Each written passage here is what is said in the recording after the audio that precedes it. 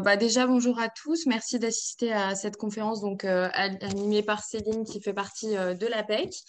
Je vais laisser bien sûr Céline faire sa conférence. Moi, je suis Margot de Jobzine. Juste pour information, j'ai coupé les micros de tout le monde. Céline va faire sa présentation et à la fin, on aura un petit temps pour les questions. Donc, n'hésitez pas à les poser dans le chat. Et moi, on répondra aux questions à la fin. Voilà. Et toi, je vais couper mon micro. Ok. Alors, bonjour à tous. Donc, Céline Tranchant, merci Margot pour le relais.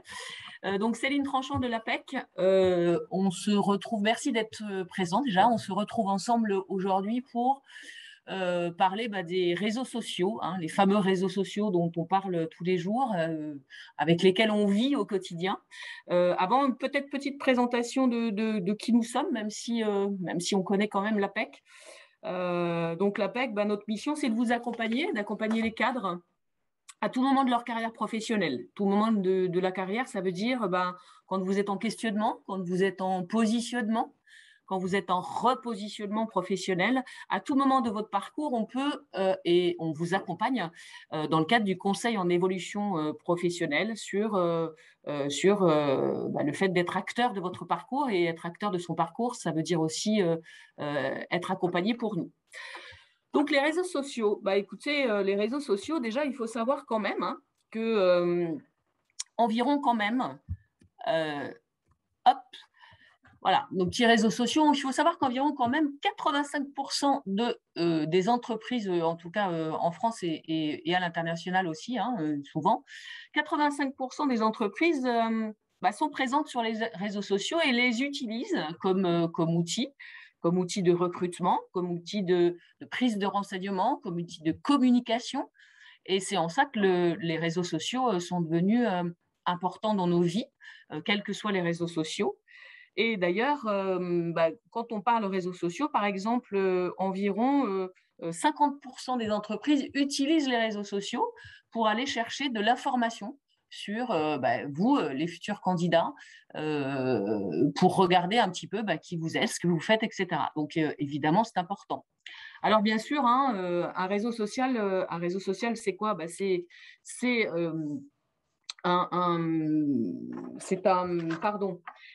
C'est un ensemble de personnes qui réunit par un lien social. Alors, un ensemble de personnes qui réunit par un lien social, c'est très vaste. Vous le voyez sur cette charte. Vous avez plusieurs réseaux sociaux. Vous avez Instagram, vous avez Vinted, comme vous pouvez le constater. Vous avez Facebook. Alors, il y en a plein qui vous parlent. Mais celui qu'on va mettre peut-être entre guillemets en priorité, c'est plutôt LinkedIn. Et puis, évidemment, après, on parlera du réseau APEC. Pourquoi le réseau LinkedIn ? Parce que le réseau LinkedIn, c'est un petit peu celui qu'on utilise de manière prioritaire quand on est un professionnel en dehors de l'emploi ou dans l'emploi. On reste un professionnel en dehors de l'emploi, évidemment. Donc, pourquoi est-ce que c'est celui qu'on utilise ? Parce que il fait partie de notre quotidien aujourd'hui. On va y chercher des informations, on va communiquer, on va l'utiliser comme étant un outil de recherche d'informations ou d'emploi. Alors, vous me direz, quel est l'intérêt quel est l'intérêt d'utiliser le réseau social dans une recherche d'emploi ? Il permet plusieurs choses, le réseau. Il permet d'être en contact avec le recruteur en permanence. Il permet d'être en contact avec le marché en permanence. Il permet d'être en contact avec les autres en permanence. Et aussi, il permet de parler de soi. Donc, il y a vraiment une utilisation, j'allais dire dans les deux sens, relation entreprise-candidat, candidat-entreprise, travailleur salarié ou non, et chercheur d'information, que ce soit le recruteur ou vous-même. Donc, pourquoi est-ce qu'on va sur les réseaux sociaux ? Nous, on va sur les réseaux sociaux pour soit rechercher un emploi, pour faire de la veille, pour être up-to-date, comme on dit. On va sur les réseaux sociaux pour affiner son projet professionnel, pour rechercher des informations pour l'emploi de vos rêves. Alors, c'est peut-être un bien grand mot, mais parfois, ça peut être quand même l'emploi de vos rêves, en tout cas pour l'emploi en général. Et puis, on y va aussi pour être repéré par les recruteurs. On va chercher des informations avant un entretien. On va affiner son projet professionnel par la lecture de différents profils. On va faire de la démarche réseau. En tout cas, on va développer sa visibilité et on va développer sa visibilité. Ça veut dire aussi rester crédible face aux recruteurs. Ça, c'est quelque chose qui est important. Hein. Donc, à qui est-ce qu'on veut plaire? Ça, c'est important parce que si on va, évidemment, je ne sais pas, par exemple, sur Instagram. Instagram, souvent, c'est plutôt un réseau qui est plus personnel ou plutôt en dehors. On va sur Facebook pour plus communiquer avec ses amis, mais on peut aussi aller sur Facebook pour aller prendre de l'information. Alors, à qui on veut plaire sur, par exemple, LinkedIn? Il est important de définir sa cible.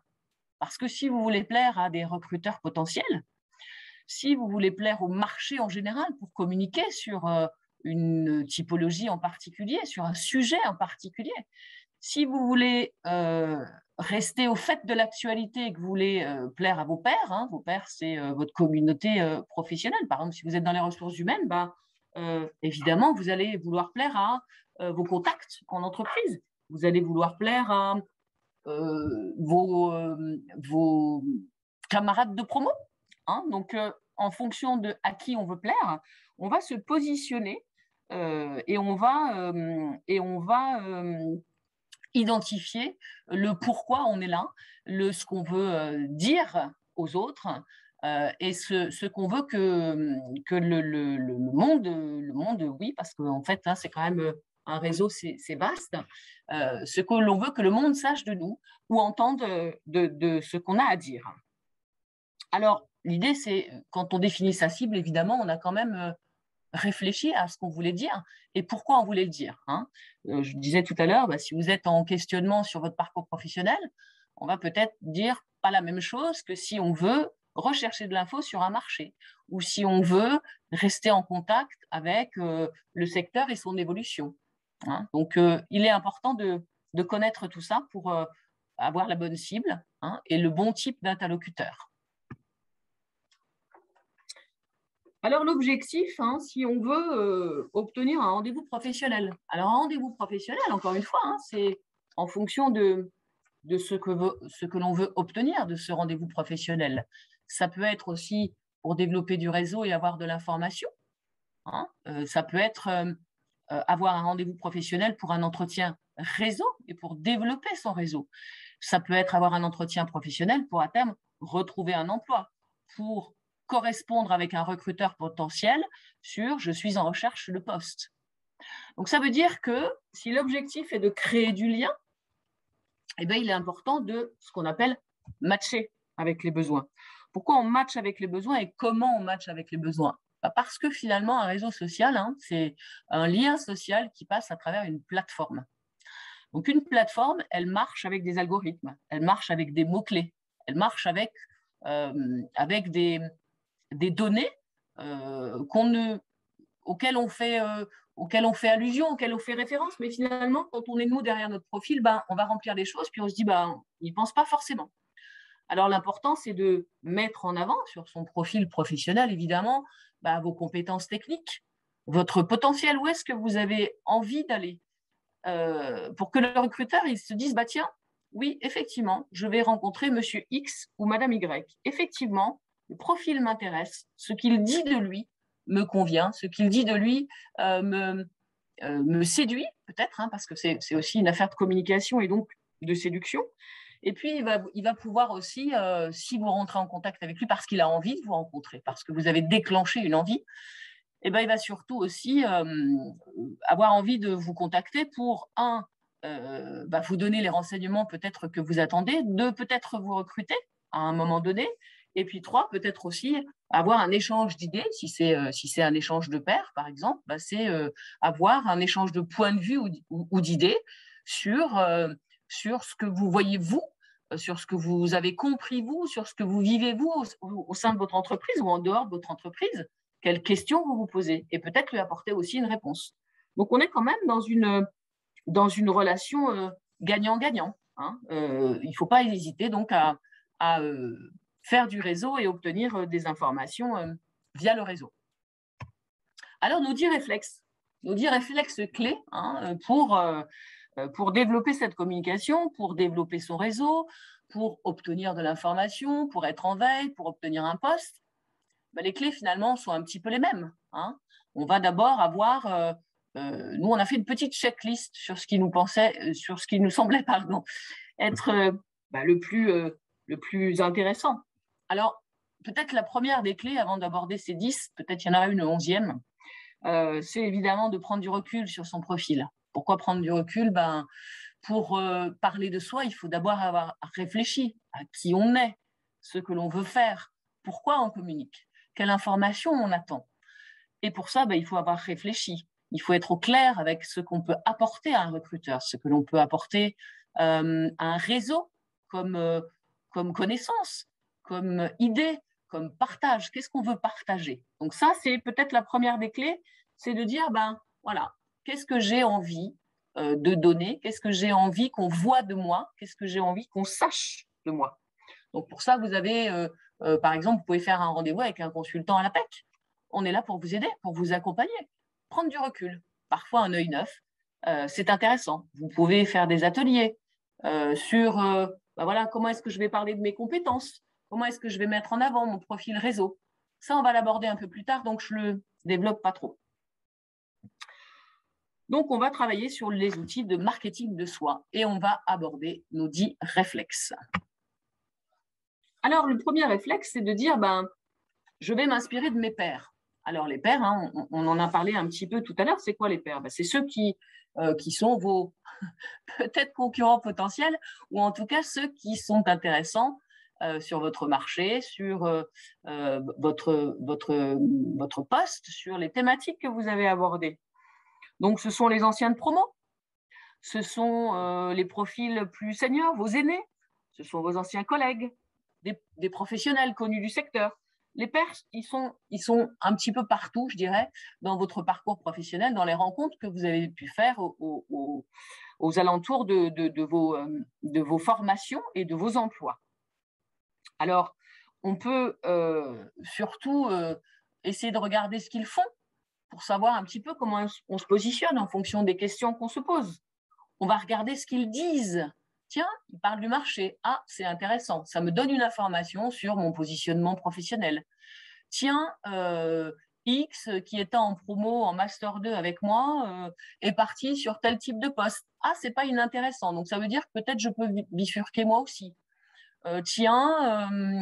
Madame Y parle de tel sujet. Est-ce que c'est un petit peu le sujet émergent?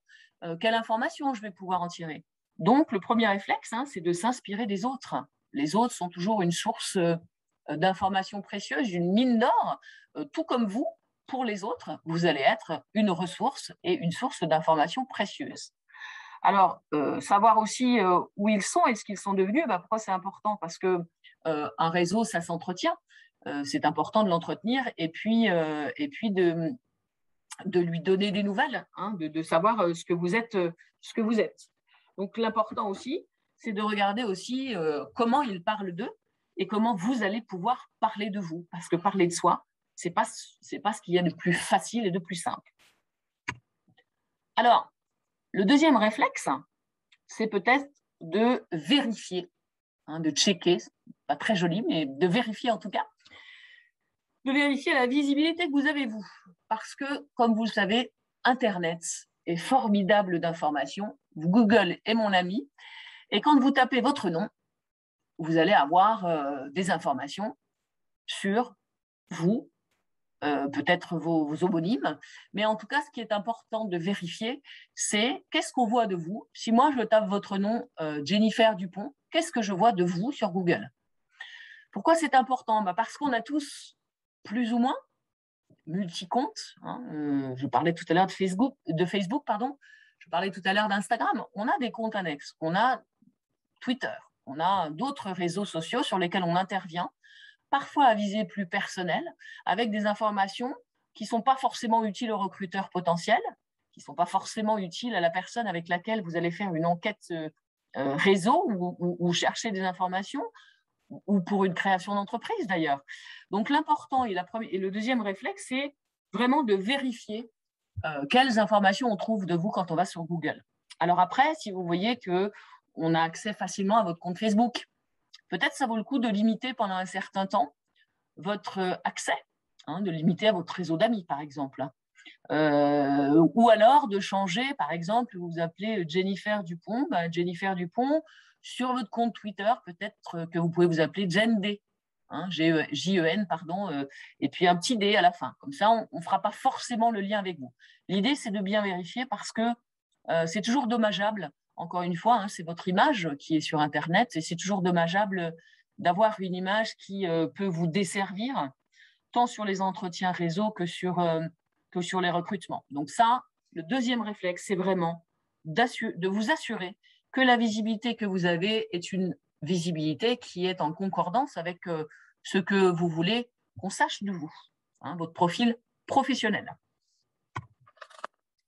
Alors, notre troisième réflexe, évidemment, une fois qu'on a regardé, qu'on a vu que tout était bon, tout était OK sur les réseaux annexes, il faut faire bonne impression, évidemment, parce que, je sais pas, vous voyez une publicité dans la rue, est-ce que vous avez envie d'acheter le produit si la publicité ne fait pas bonne impression, ne vous vend pas les bons mérites, ne met pas en avant le bien fondé de ce produit, vous, c'est pareil. Alors, non pas que vous soyez un produit, on est des êtres humains, donc déjà, une photo, ça humanise déjà. Donc, une photo sur un profil LinkedIn, par exemple, ou sur un profil autre, c'est important parce que vous êtes un être humain, parce qu'on a envie de voir ce que vous allez dégager.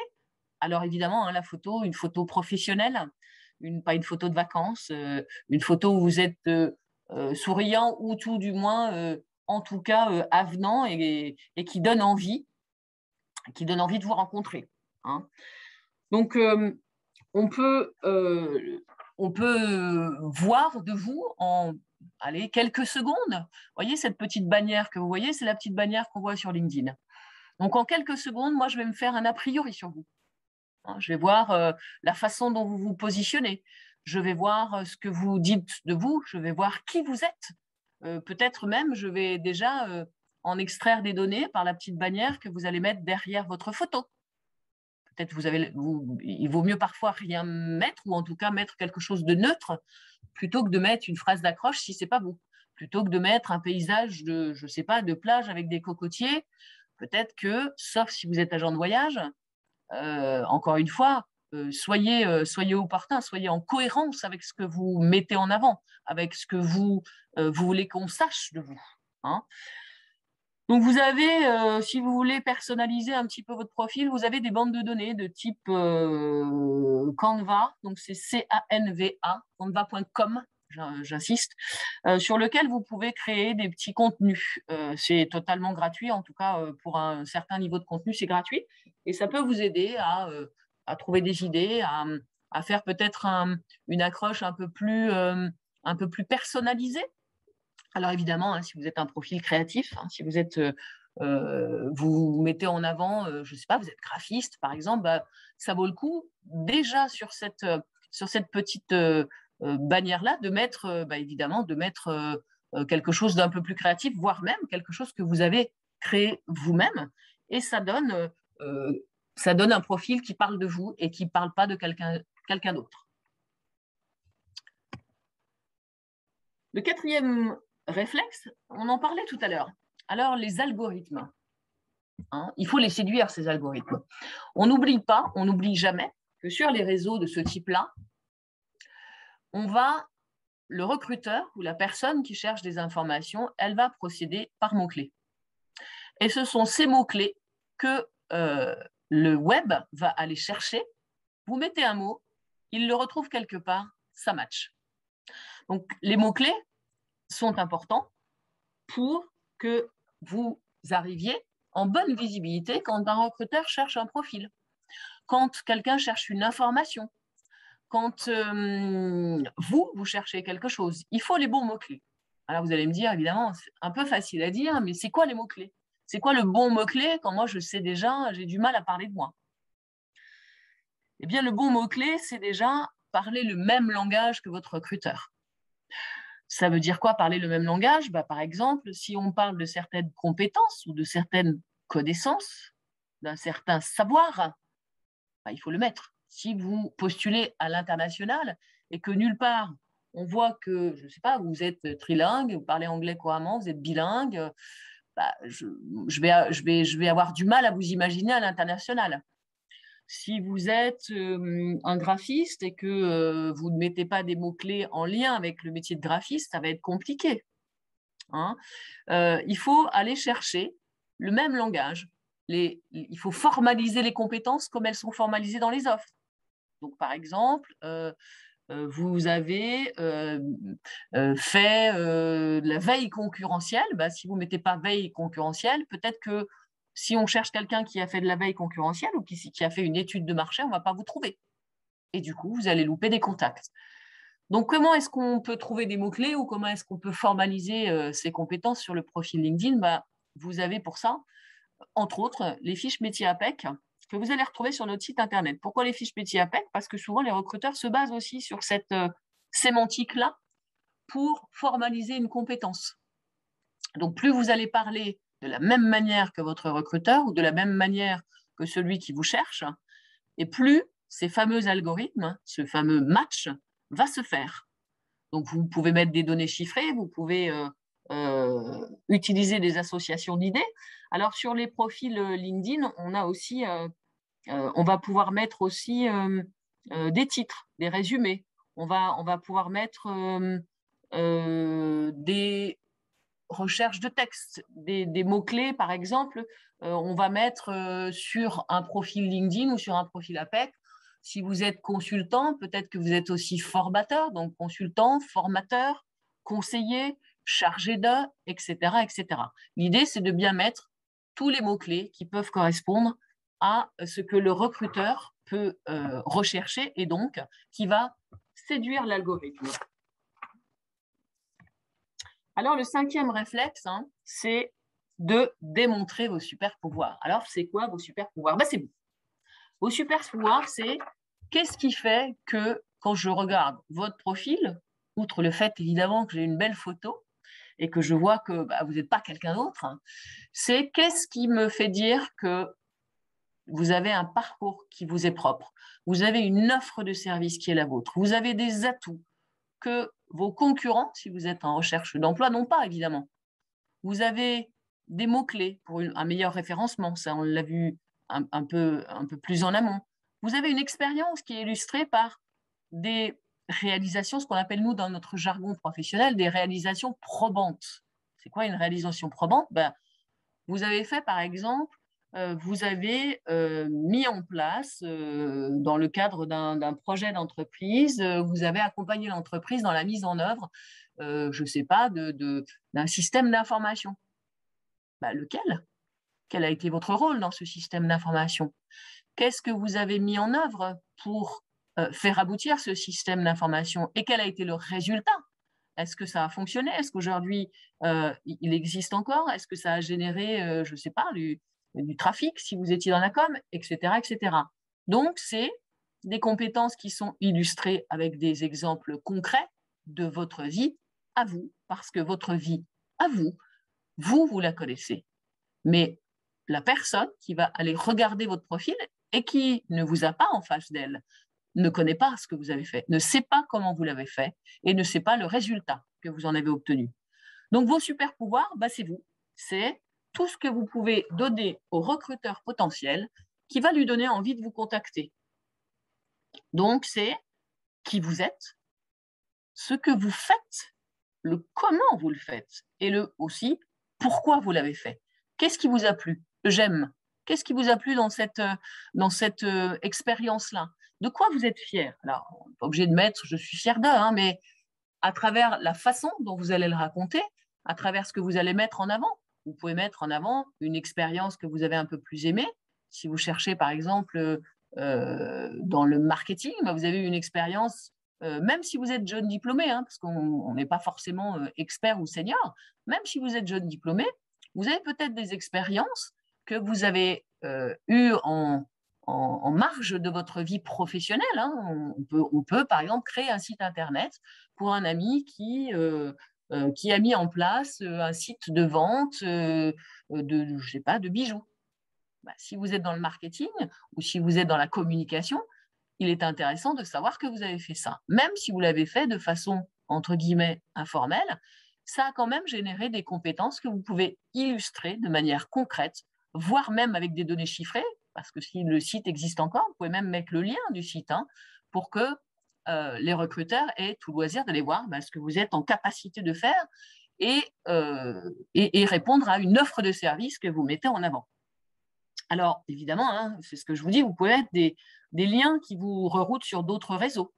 Attention, si vous mettez des liens, par exemple, je reviens sur mon fameux Instagram, si vous avez créé un site Instagram sur lequel vous mettez du contenu qui peut être intéressant pour le recruteur, il faut qu'il y ait un intérêt. Ce n'est pas « je veux qu'on me voie pour me voir ». C'est « je dois montrer mes super pouvoirs, je dois montrer qui je suis et rassurer celui qui me contacte ». Donc, si vous avez un contenu Instagram qui peut être intéressant, évidemment, vous mettez le lien qui va rerouter votre interlocuteur sur votre site et qui va pouvoir regarder de manière concrète ce que vous êtes en capacité de faire. Attention au contenu que j'appelle moi litigieux. Si vous prenez parti, si vous faites par exemple des chroniques sur Twitter, vous intervenez sur des sujets sur Twitter, vous faites des chroniques. Si vous êtes dans la communication, il peut être intéressant de voir comment est-ce que vous vous exprimez, sur quel type de sujet, etc. Mais attention, si vous êtes sur quelque chose qui peut être litigieux, ce que j'entends litigieux, c'est tout ce qui est à caractère peut-être religieux, une prise de position qui peut être très manichéenne, c'est-à-dire d'un côté ou de l'autre, et qui, pour le recruteur, pourrait être dérangeante parce que le recruteur n'a pas le même avis que vous. On a chacun un cadre de référence, on a chacun un avis sur différents sujets parce qu'on est une personne à part entière. L'important, c'est que le recruteur ne colorez pas trop votre profil sur quelque chose qui est ancré et qui est pour vous, même si pour vous c'est important et ça n'enlève en rien, mais soyez le plus large possible pour pouvoir rassurer le recruteur sur ce que vous allez donner dans l'entreprise, sur vos atouts et votre offre de service. Alors, le sixième réflexe, ça va être de faire grandir votre réseau. Alors, pourquoi on fait grandir un réseau? Pour plusieurs choses. On fait grandir un réseau pour l'entretenir. On fait grandir un réseau pour avoir plus de visibilité. On fait grandir un réseau pour avoir plus de contacts. On fait grandir un réseau pour obtenir de l'information de ce même réseau. On est bien dans une relation gagnant-gagnant. Vous apportez des choses à votre réseau et votre réseau vous apporte aussi des choses, des données sur les entreprises, le marché, etc. etc. Alors, pour ceux qui débutent un réseau, vous allez me dire, mais comment est-ce qu'on débute un réseau? Le réseau, comme vous le voyez, on va déjà débuter un réseau par ses propres amis, parents, famille, les personnes que vous pouvez rencontrer lors de soirées avec lesquelles vous allez pouvoir échanger sur « Ah, vous faites tel métier, ah, c'est intéressant, peut-être il serait intéressant d'avoir cette personne en contact. » Alors, attention à ne pas demander en contact sur LinkedIn toute personne que vous rencontrez, parce que c'est bien d'avoir 500 contacts sur un profil, mais si c'est 500 contacts qui n'ont absolument aucune utilité, ni pour vous ni pour eux, à quoi ça sert? Donc, vous pouvez élargir un début de réseau par votre réseau, ce que j'appelle moi de proximité. D'accord? Votre réseau de proximité, c'est aussi, ça peut être le consultant APEC que vous avez rencontré quand vous avez fait un entretien parce que vous aviez besoin de prendre du recul sur votre recherche d'emploi, de prendre du recul sur votre positionnement professionnel, sur vos outils, etc. C'est aussi un réseau. Vous pouvez aussi élargir votre réseau professionnel en faisant deux choses. Un, c'est quand vous rencontrez une personne, par exemple, vous rencontrez une personne dans le cadre d'une enquête métier, ça vaut le coup de la demander en contact réseau. Et puis après, ça s'entretient. Vous pouvez aussi mettre ce qu'on appelle des hashtags. Alors, les hashtags, ça sert à deux choses. Le hashtag, c'est le petit dièse qu'on a sur nos claviers pour ceux qui éventuellement ne le sauraient pas. Le hashtag, ça sert à quoi? Ça sert à suivre, suivre des sujets sur LinkedIn. Par exemple, vous mettez hashtag formation, hashtag réalité virtuelle, hashtag jeux vidéo, hashtag marketing produit, etc., etc. Et en mettant ce hashtag-là, vous allez recevoir les posts du réseau qui correspondent à cette thématique-là. Et du coup, vous pourrez vous informer sur ce sujet. Quand vous faites des posts, on va le voir tout à l'heure, quand vous faites des posts, vous pouvez aussi mettre, par exemple, vous faites un post sur la réalité virtuelle. Vous avez vu ou vous avez rencontré une entreprise qui est émergente sur le sujet et qui peut donner des infos. Et vous vous positionnez aussi, du coup, en professionnel sur ce sujet. Vous rédigez un petit post, vous pouvez mettre hashtag réalité virtuelle et ça va, comme pour vous, quand vous recevez des posts qui sont en lien avec cette thématique, ça va rerouter l'interlocuteur et ça va intégrer votre post sur celui qui cherchera des informations sur la réalité virtuelle. Alors, le réseau, ça s'entretient dans l'emploi, en dehors de l'emploi et pendant que vous êtes en poste. Donc, quand vous êtes en dehors de l'emploi, il va vous être utile pour faire grandir votre réseau, pour avoir des informations sur un métier, sur un marché, sur un échange avec vos pairs, sur le contact avec des recruteurs, avec des entreprises. Il va vous servir à retirer de l'information. Quand vous êtes en poste, il vous sert à être en veille. Il vous sert à vous positionner en expert, peut-être à vous faire chasser. Quand vous êtes en poste, il peut y avoir des chasseurs de tête qui vont chercher des informations et puis qui vont aller chercher des profils. Il va vous servir à suivre des entreprises. Suivre des entreprises, ça vous permet d'être au fait de l'actualité et puis d'avoir des informations.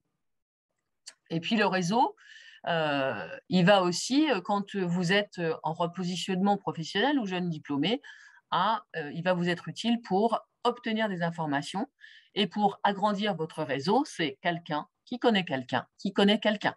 Donc, par exemple, vous êtes en contact avec une personne avec laquelle vous avez échangé sur des informations professionnelles, des informations sectorielles, des informations sur une entreprise en particulier.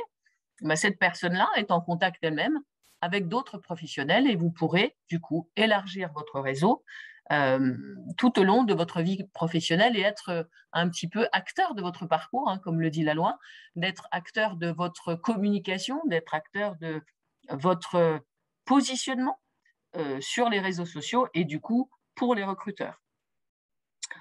Alors, ce qu'il faut savoir quand même sur les profils LinkedIn, on a environ un pourcentage de personnes, on a environ 90% des personnes ont un profil LinkedIn. Alors, il n'est pas toujours actif, il n'est pas toujours pertinent, mais en tout cas, il a le mérite d'exister. Et l'idée, c'est évidemment de faire vivre ce profil et de l'alimenter au fur et à mesure.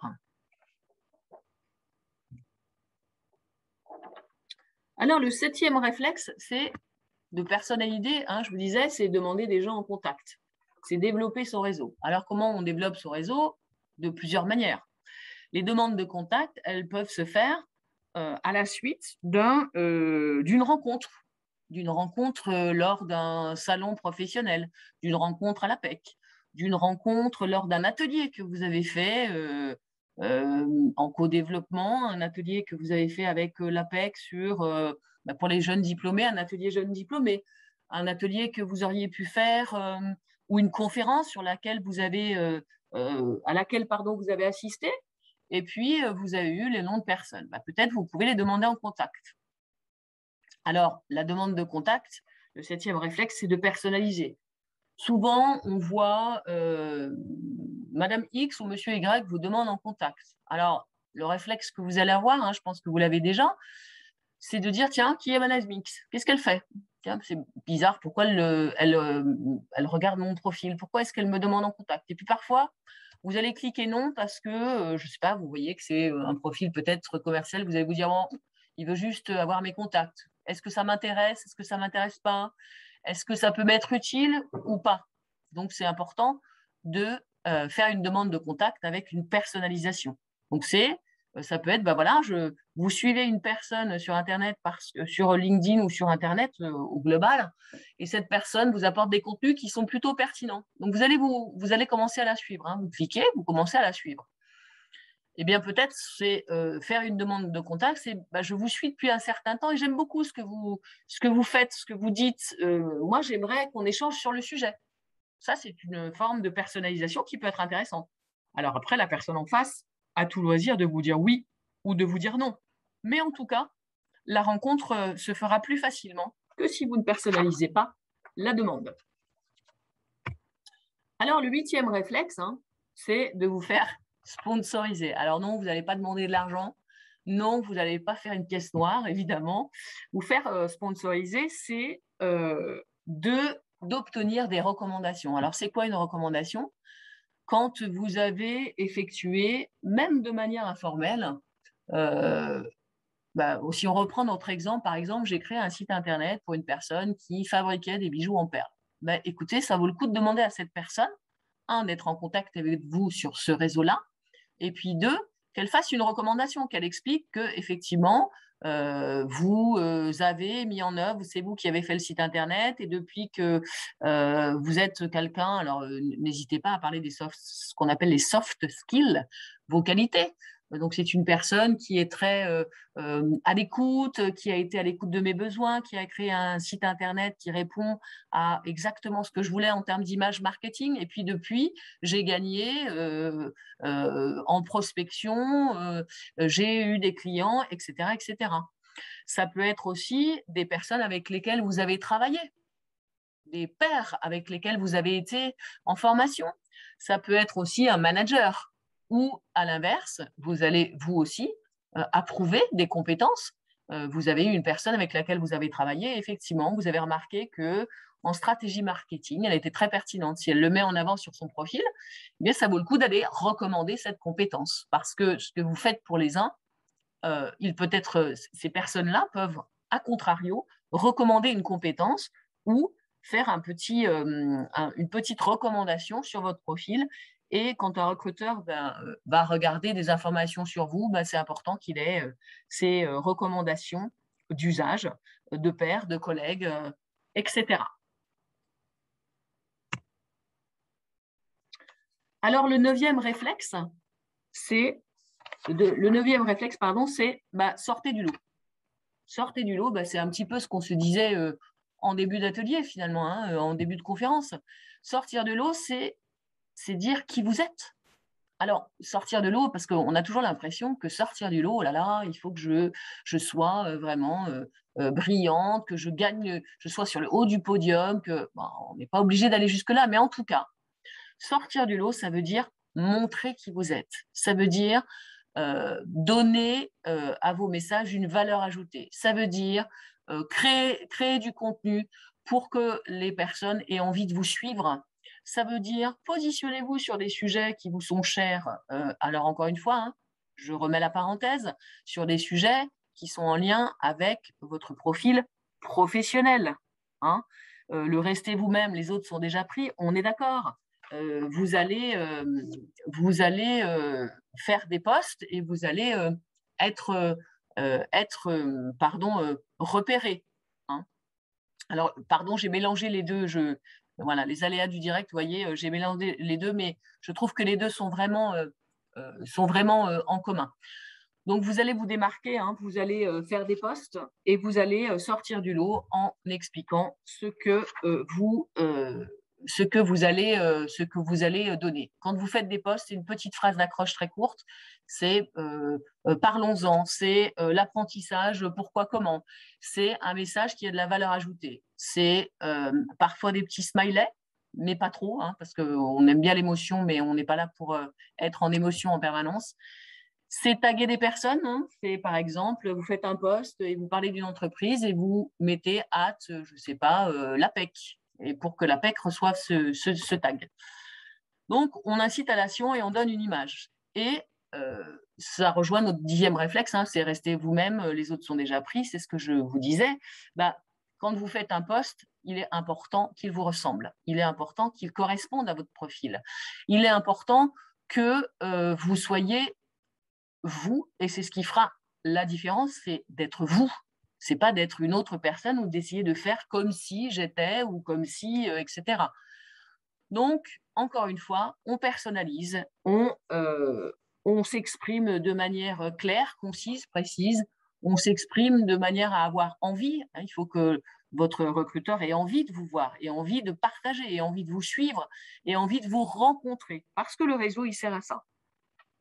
Donc, on n'hésite pas à optimiser son profil sur les réseaux sociaux. Et pour cela, vous pouvez avoir nos petits 10 réflexes. Donc, on s'inspire des pairs, on check la visibilité. Mais ça, maintenant, voilà, vous allez être un professionnel du réseau. On génère le buzz, on cultive sa différence, on se fait sponsoriser, on personnalise les contacts et on fait grandir son réseau. Donc, pour vous aider dans ces démarches-là, à l'APEC, on a un atelier qui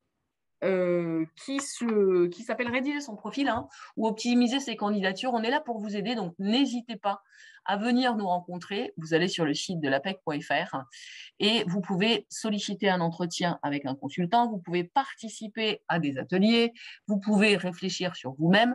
Donc, n'hésitez pas à nous solliciter. Et je laisse la parole à Margot parce que j'ai beaucoup parlé et peut-être y a-t-il des questions auxquelles on pourrait répondre de suite.